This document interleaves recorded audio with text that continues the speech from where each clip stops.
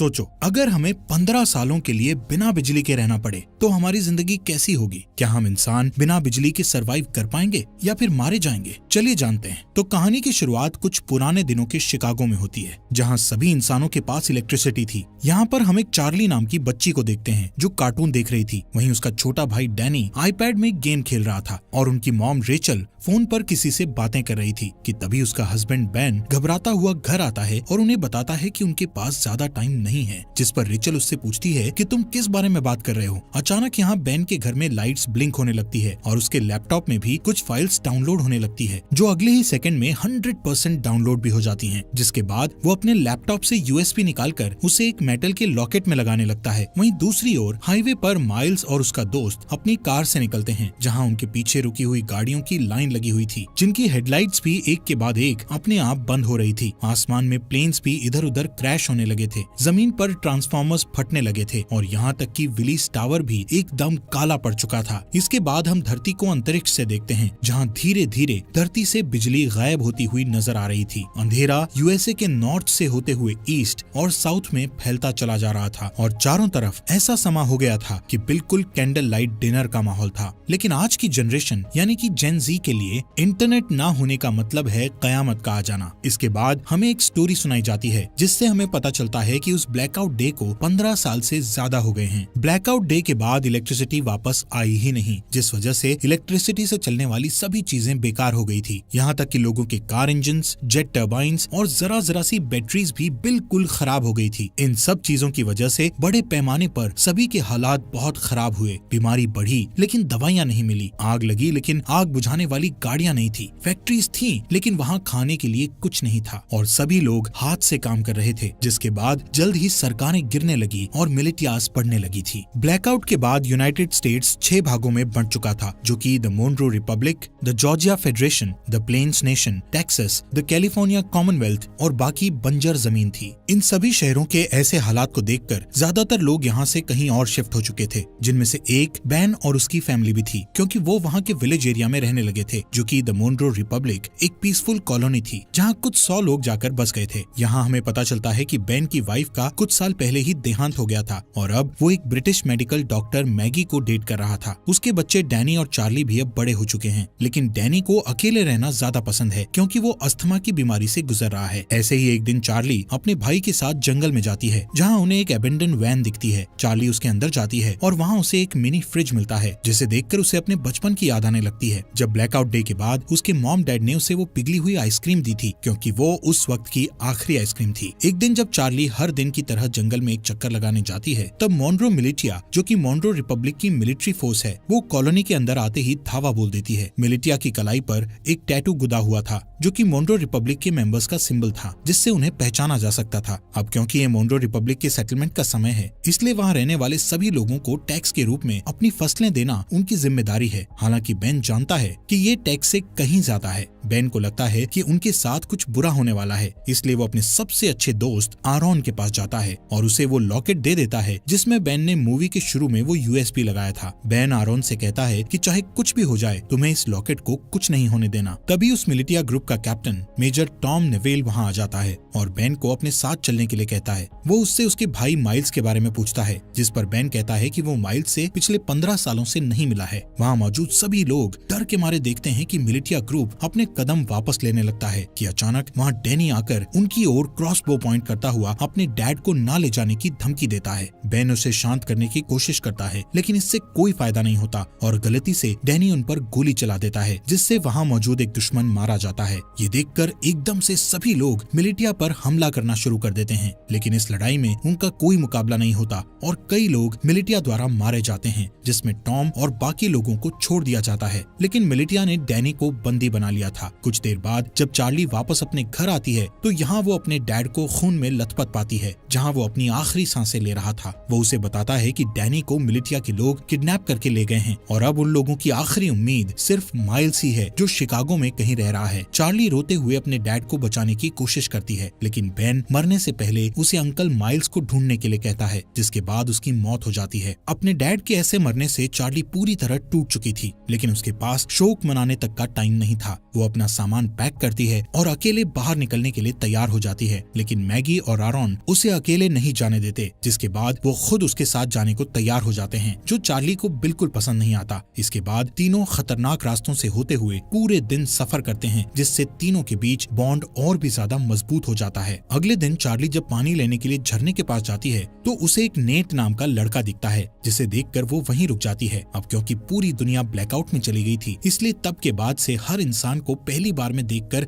खतरा ही समझा जाने लगा था। यहाँ तक कि चार्ली जैसी लड़की के लिए बहुत सी चीजें दिमाग में होती हैं, लेकिन खुशकिस्मती से नेट सिर्फ उससे उसका नाम पूछता है और उसे जाने देता है। उस रात चार्ली और उसके दोस्तों को एक टूटा फूटा प्लेन मिलता है, जिसमें वो रात गुजारने की सोचते हैं, लेकिन बदकिस्मती से ये स्कैवेंजर्स ग्रुप का ठिकाना था, जहाँ उन लोगों को देखकर कुछ चोर यहाँ आते हैं और चाकू की नोक पर उनमें से एक चार्ली को उनसे दूर ले जाता है। मैगी को यहाँ कुछ खतरा महसूस होता है कि तभी वो अपने तेज दिमाग का इस्तेमाल करके उन चोरों को विस्की पिला देती है, जिसकी ठीक बाद वो लोग उल्टी करते हैं और मर जाते हैं। वहीं दूसरी ओर आखिरी चोर चार्ली को मारने की कोशिश करता है कि तभी अचानक वहाँ नेट आ जाता है और उसे बचा लेता है। अगली सुबह नेट उन तीनों के साथ जाता है, क्योंकि यहाँ पता चलता है कि वो भी उनके साथ शिकागो जा रहा है। मैगी उसे अपनी टीम में देखकर कंफ्यूज हो जाती है, क्योंकि नेट उसके लिए बिल्कुल अनजान था। इसलिए वो चार्ली को वार्निंग देती है कि उसे ऐसे ही किसी पर भरोसा नहीं करना चाहिए, लेकिन कुछ देर बाद उसे याद आता है कि हर कोई बुरा नहीं है, इसलिए अब उसे नेट से कोई परेशानी नहीं थी। अगले सीन में जब मेजर टॉम और उसकी आर्मी आराम कर रही थी तो डैनी इस बात का फायदा उठाकर वहाँ से भागने की कोशिश करता है और हथकड़ियों का ताला खोलकर भाग जाता है, लेकिन कुछ दूर और भागने के बाद उसे अस्थमा का दौरा पड़ता है और वो वहीं एक घर के पास गिरकर बेहोश हो जाता है। कुछ घंटों बाद जब उसकी आंख खुलती है तो वो अपने सामने एक लड़की को उस पर बंदूक ताने देखता है। वो लड़की अपना नाम ग्रेस बताते हुए उससे पूछती है कि वो कहाँ से आया है, जिस पर डैनी बताता है कि कुछ लोगों ने उसे किडनैप कर लिया था, जिनसे बचता हुआ वो यहाँ आया है। ये सुनकर वो लड़की बंदूक नीचे करती है, जिसके बाद वो उसे अस्थमा पंप देती है और बताती है कि ये उसके मरे हुए बेटे का है। इसके बाद हम उन चारों के ग्रुप को देखते हैं जो फाइनली शिकागो पहुंचते हैं, जो कि मोनरो रिपब्लिक में ही है। यहाँ देखने लायक बात है कि रिगली फील्ड पूरी तरह से आईवी प्लांट से कवर्ड है, सड़कें मछुआरों से भरी हुई है और फोक्सवैगन बीटल जैसी गाड़ियों को घोड़े की बग्गी में बदल दिया गया है। बेन की बताई जानकारी के बाद वो सभी एक होटल में पहुंचते हैं। बारटेंडर से माइल्स के बारे में पूछते हैं। पहले तो वो बारटेंडर माइल्स नाम के किसी इंसान को जानने से मना कर देता है, लेकिन जब चार्ली उसे अपने डैड बेन के बारे में बताती है कि हाल ही में उनकी डेथ हुई है, तो वो बताता है कि वो खुद ही माइल्स है, लेकिन वो उन सभी से अपनी पहचान को छुपाए रखने के लिए बोलता है। कुछ देर बाद माइल्स अपनी भतीजी को अंदर ले जाता है और उससे प्राइवेटली बात करता है, जहाँ चार्ली बताती है कि कैसे मिलिटिया ने उसके डैड को बेरहमी से मार डाला और डैनी को किडनैप करके अपने साथ ले गए। जिसके बाद चार्ली उससे पूछती है कि वो लोग हमारी फैमिली के पीछे क्यों पड़े हैं, जिस पर माइल्स कहता है कि जरूर बेन कुछ न कुछ उस ब्लैकआउट के बारे में जानता था। वो कहता है कि मोनरो रिपब्लिक के लीडर जनरल मोनरो एक क्रूअल डिक्टेटर था, जो पूरे देश और पूरी दुनिया को अपने कब्जे में करना चाहता था, लेकिन उसके लिए उसे कुछ हथियारों की जरूरत थी, जैसे कि फाइटर प्लेन्स, टैंक्स और यहाँ तक न्यूक्लियर बॉम्ब्स। और क्योंकि बेन अकेला ऐसा इंसान था जो ब्लैकआउट क्यों हुआ था उसके बारे में जानता था और मोनरो को विश्वास था कि वो इससे निपट सकता है। ये सब सुनने के बाद चार्ली अपने भाई डैनी को लेकर और ज्यादा चिंतित हो जाती है और अपने अंकल से उसकी मदद करने के लिए कहती है, लेकिन सरप्राइजिंगली वो उसकी मदद करने से साफ मना कर देता है, क्योंकि उसका मानना था कि ये काम बहुत रिस्की है और वो इस काम को करने के लायक नहीं है। जिससे नाराज होकर चार्ली वापस अपने ग्रुप के पास जाने के लिए तैयार हो जाती है। उसे परेशान देखकर नेट माइल्स के पास बिल्कुल लड़ने के मूड में जाता है, लेकिन तभी माइल्स नेट का हाथ पकड़कर उठता है, जहाँ पता चलता है कि नेट भी मोनरो मिलिटिया का मेंबर है और वो चार्ली और उसके दोस्तों के साथ मिलकर माइल्स तक पहुँचना चाहता था। ये जानकर हर कोई हैरान हो जाता है, लेकिन इससे पहले कि वो कुछ कर पाते नेट वहाँ से भाग जाता है। अब मिलिटिया को उनकी लोकेशन का पता होने के बावजूद भी माइल्स अपनी जगह को छोड़ने से मना कर देता है, क्योंकि उसका मानना था कि वो अकेला ही पूरी फौज का सामना कर सकता है। चार्ली और बाकी लोग भी माइल्स की मदद करने को तैयार थे, लेकिन माइल्स गुस्से में उन पर चिल्लाते हुए उन्हें यहाँ से दूर जाने के लिए कहता है। कुछ ही देर बाद नेट अपने साथ बहुत सारे आर्मी सेना को लेकर माइल्स से लड़ने आता है, लेकिन इतने सैनिक होने के बावजूद भी माइल्स सभी से बड़ी सफाई से तलवारों का इस्तेमाल करके लड़ता है और एक एक करके सबको मार देता है। जिसके बाद वहाँ चार्ली और उसके दोस्त वापस आ जाते हैं हैं और माइल्स के साथ लड़ाई में शामिल हो जाते हैं। इसी बीच मिलिटिया का एक आदमी चार्ली को जान से मारने की कोशिश करता है, लेकिन अचानक से तभी नेट आकर उस आदमी को मार गिराता है।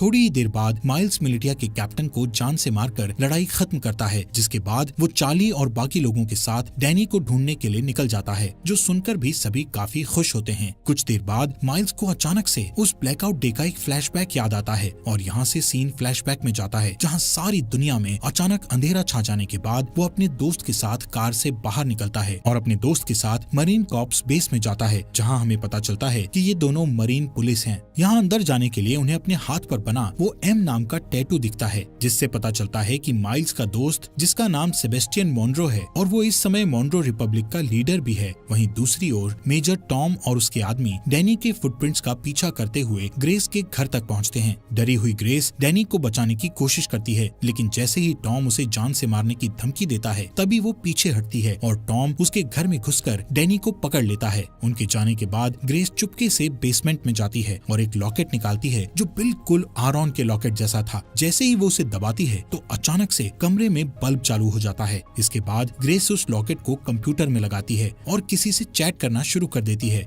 दूसरी तरफ जो ग्रेस से चैट कर रहा था वो बहुत खुश था कि मिलिटिया को उनके छुपे हुए राज के बारे में नहीं पता चला। यहाँ प्रेजेंट में माइल्स ग्रुप को अपने साथ ही रखता है, जो कि अपनी एक पुरानी साथी को ढूंढ रहा है जिसका नाम नोरा है, जो एक्सप्लोजिव्स बनाने में माहिर है। माइल्स चार्ली को बताता है कि अगर उन्हें डैनी को बचाना है तो उन्हें नोरा जैसे तेज फाइटर की जरूरत पड़ेगी। यहाँ टैवर्न में अचानक उनके ऊपर कुछ दुश्मन हमला कर देते हैं, लेकिन इस बार भी माइल्स सबको हरा देता है। तभी वो एक आदमी को पकड़ता है और उसका गला घोटते हुए नोरा की लोकेशन पूछता है। यहाँ हमें पता चलता है कि नोरा को भी मिलिटिया ने पकड़ रखा है और इस समय वो मिलिटिया में एक नौकर बनकर रह रही है। उस रात माइल्स अकेले ही बाहर जाने का फैसला करता है, ये कहते हुए कि वहाँ जाना खतरे से खाली नहीं है। जिसके बाद वो रेडी होकर बाकी ग्रुप के लोगों को लॉवेल इंडियाना में अगले 2 वीक बाद मिलने के लिए कहता है। हालांकि अगली सुबह जब मैगी और आरॉन जागते हैं तो उन्हें पता चलता है कि जिद्दी चार्ली भी माइल्स के साथ निकल गई है, जो चीज उन्हें बिल्कुल अच्छी नहीं लगती। अब उनके पास कोई चारा नहीं बचा था, इसलिए आरॉन मैगी को लॉकेट देता है जो कि बेन ने उसे दिया था। वो ये भी बताता है कि बेन ने उन्हें ग्रैंड पार्क में एक लेडी से मिलने के लिए भी कहा था, जो और कोई नहीं बल्कि ग्रेस ही है। हालांकि दोनों अभी भी चार्ली को लेकर चिंतित हैं, लेकिन उन्हें लगता है कि वो ठीक हो जाएगी और इसके बदले वो ग्रेस को ढूंढने के लिए ग्रैंड पार्क जाने लगते हैं। ये दोनों ग्रेस को ढूंढने निकल जाते हैं, जहाँ इन्हें लगता है कि ग्रेस ही वो की हो सकती है जिससे अर्थ पर इलेक्ट्रिसिटी को वापस लाया जा सकता है। वहीं दूसरी ओर जब मेजर टॉम अपनी सेना को लीड करते हुए अपने अड्डे की ओर जा रहे थे कि तभी अचानक एक गोली चलने की आवाज सुनाई देती है, जो सुनते ही वो लोग अपना रास्ता बदलकर उस गन शॉट की आवाज का पीछा करते हैं, जिसका पीछा करते करते वो लोग एक छोटे से घर तक पहुंचते हैं, जहां इन्हें पता चलता है कि इस मॉनरो रिपब्लिक में आम इंसान अपने पर्सनल बंदूकें और गोला बारूद नहीं रख सकते। इसी वजह से सभी लोग क्रॉसबोज और दूसरे हथियारों का इस्तेमाल करते हैं। इसी के चलते मेजर टॉम उस घर के मालिक को धमकी देता है कि वो अपने घर के सभी हथियारों को उन्हें दे दे। उस आदमी को लगता है कि वो हथियार देने के बाद भी मारा जाएगा, इसलिए वो अपने घर से एक बंदूक निकालकर बाहर खड़े एक आदमी को गोली मार देता है कि तभी मेजर टॉम उस आदमी को गोली मारकर उड़ा देता है। इन सब चीजों के बाद हम वहीं डरे हुए डैनी को देखते हैं। अगले सीन में मिलिटिया के अड्डे पर हमें फॉर्मली जनरल मॉनरो से मिलवाया जाता है, जिसका हाथ इन सभी बुरी चीजों में है। मॉनरो वहाँ मौजूद एक आदमी से अपने हथियारों के बारे में पूछता है, लेकिन जब वो डरा हुआ आदमी उसका कोई जवाब नहीं देता तो वो उसे बेरहमी से जान से मार देता है। जिसके बाद वो दूसरे रूम में अपने एक दूसरे वर्कर के पास जाता है, जहाँ हमें पता चलता है कि ये बेन की वाइफ रेचल है, जिसे हम मरा हुआ मानते हैं। यहाँ मॉनरो रेचल को बताता है कि बेन मर चुका है और ये सुनकर रेचल बहुत परेशान हो जाती है। इस दौरान चार्ली पूरे दिन जंगल में घूमती हुई आखिर में अपने अंकल को ढूंढती है, जहाँ माइल्स उससे गुस्सा था क्योंकि उसने उसकी बात नहीं सुनी थी। लेकिन जब चार्ली बताती है कि उसके भाई को अस्थमा का दौरा पड़ता है तो वो शांत हो जाता है। कुछ देर बाद उन्हें ढेर सारे मजदूर दिखते हैं जो हाथों से हेलीकॉप्टर को खींचकर ले जा रहे थे। यहाँ पता चलता है कि जनरल मॉनरो को विश्वास है कि एक दिन इलेक्ट्रिसिटी जरूर आएगी और उस दिन के लिए वो खुद को तैयार करना अभी से शुरू कर देता है। इन सभी मजदूरों में माइल्स नोरा को भी देखता है और चार्ली से कहता है कि उसे इतने सारे लोगों में से बचाना मुश्किल होगा क्योंकि यहाँ कई सारे गार्ड्स के पास स्नाइपर राइफल भी हैं। लेकिन माइल्स अपने दोस्त को हर हालत में बचाना चाहता है। वो नोरा को बचाने का प्लान बनाते हुए रात होने का इंतजार करता है और जैसे ही रात होती है तो सबसे पहले चार्ली डिस्ट्रैक्शन पैदा करती है और वहाँ मौजूद गार्ड्स को भगा देती है। फिर वो वहाँ गार्ड्स के पीछे छुप जाता है और आखिर में नोरा को बचाकर अपने साथ ले जाता है। लेकिन इस बात से नोरा नाराज हो जाती है क्योंकि वो खुद जानबूझकर कैदी बनी हुई थी क्योंकि उसे उनकी राइफल चुरानी थी। उन स्नाइपर्स के पास ऐसे हथियार हैं जो आम तौर पर मिलना मुश्किल हैं। कुछ देर बाद माइल्स नोरा से कहता है कि उसे अपनी भतीजी को बचाने के लिए उसकी मदद चाहिए, जिसके लिए वो तुरंत मान जाती है। लेकिन इसके बदले वो उससे स्नाइपर्स से राइफल चुराने में मदद मांगती है। माइल्स को ये मुश्किल लगता है लेकिन इस समय उसके पास नोरा की बात मानने के अलावा कोई चारा नहीं था। थोड़ी देर बाद वो तीनों पास की एक झोपड़ी में जाते हैं जहाँ वो तीनों डैनी को बचाने की प्लानिंग करते हैं। बारूद का यूज करके नोरा एक टेम्पररी हथियार बनाती है जिसका इस्तेमाल वो उन स्नाइपर्स वाले गार्ड को मारने के लिए करेंगे। लेकिन एक दिक्कत ये है कि इस हथियार का असर सिर्फ कुछ मीटर्स तक ही रहेगा, जिसका मतलब हुआ कि उनमें से किसी एक को गार्ड के पास जाकर उन्हें गोली मारनी होगी।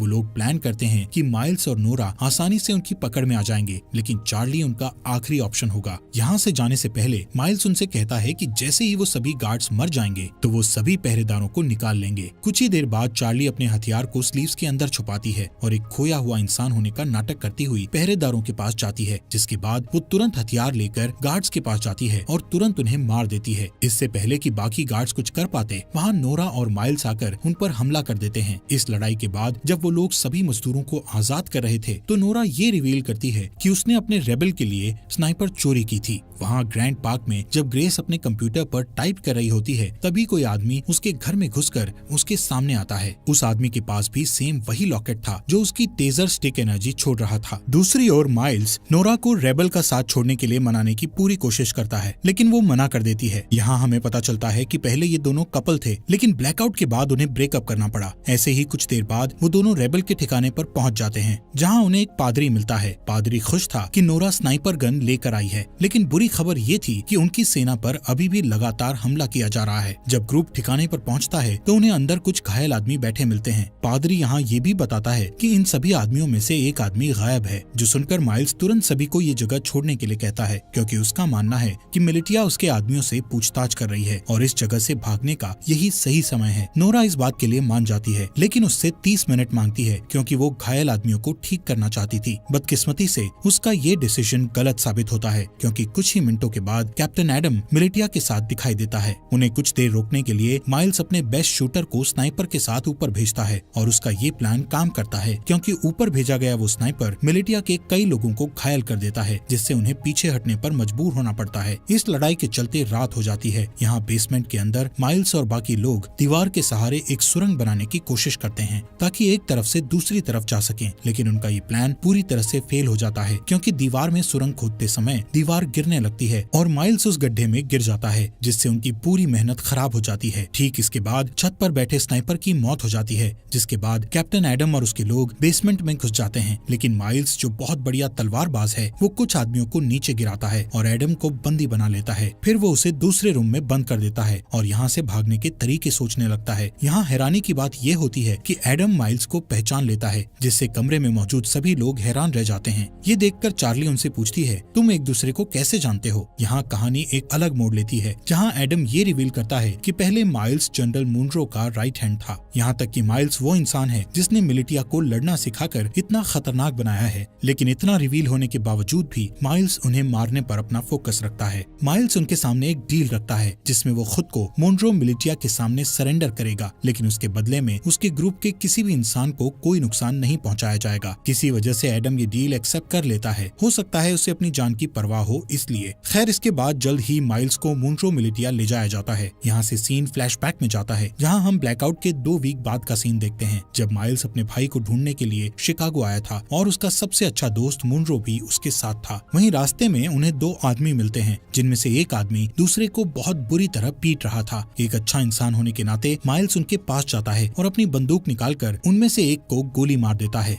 इसके बाद दोनों दोस्त उस बचे हुए चोटिल इंसान की मदद करते हैं, जो और कोई नहीं बल्कि कैप्टन एडम ही था, और इसीलिए वो आज तक माइल्स की इतनी रिस्पेक्ट करता है क्योंकि उसने उसकी जान बचाई थी। यहाँ से सीन वापस प्रेजेंट में आता है। जैसे ही माइल्स मिलिटिया को अपनी जगह पर ले जा रहा था तो रास्ते में वो एक ब्रिज पार करते हैं, जहाँ अचानक से एक एक्सप्लोजन होता है जिससे सभी लोग चौंक जाते हैं, और इसी दौरान नोरा और चार्ली माइल्स को उनसे बचा लेते हैं। वहाँ से जाने से पहले वो एक और एक्सप्लोजन करते हैं जिससे वो पकड़े न जाएं। वहीं दूसरी ओर मैगी और आरॉन जो ग्रेस को ढूंढने के मिशन पर हैं, आखिरकार वो उसके घर तक पहुँच जाते हैं, लेकिन उस घर में कोई भी नहीं था क्योंकि ग्रेस ने ये घर छोड़ दिया था। यहाँ आरॉन जो गूगल का एक पुराना एम्प्लॉय होने का दावा करता है और कहता है कि वो कंप्यूटर के बारे में बहुत कुछ जानता है। इसके बाद वो बेसमेंट में जाता है जहाँ उसे ग्रेस का कंप्यूटर रखा मिलता है, जिसे देखकर पता चलता है कि इसे हाल ही में बनाया गया था, जिससे पता चलता है कि यहाँ इलेक्ट्रिसिटी थी। हालांकि जब वो कई घंटों तक कंप्यूटर की जांच पड़ताल करता है तो उसे वहाँ कोई सुराग नहीं मिलता। आरॉन थक जाता है और ऊपर जाकर वो कंप्यूटर मैगी को दिखाता है। तभी उसका लॉकेट चमकने लगता है और पास में रखे हेडफोन में गाना बजना शुरू हो जाता है, जहाँ मैगी के आईफोन में जान सी आ जाती है, जिसकी वजह से वो कई सालों बाद अपने बच्चों को देखती है। दोस्तों, हमारे फॉक्स एक्सप्लेनर हिंदी चैनल को सब्सक्राइब करना मत भूलना। और ये रेवोल्यूशन वेब सीरीज आपको यहाँ तक कैसी लगी, इस सीरीज के नेक्स्ट एपिसोड लाएं या नहीं, कमेंट बॉक्स में हमें जरूर बताएं।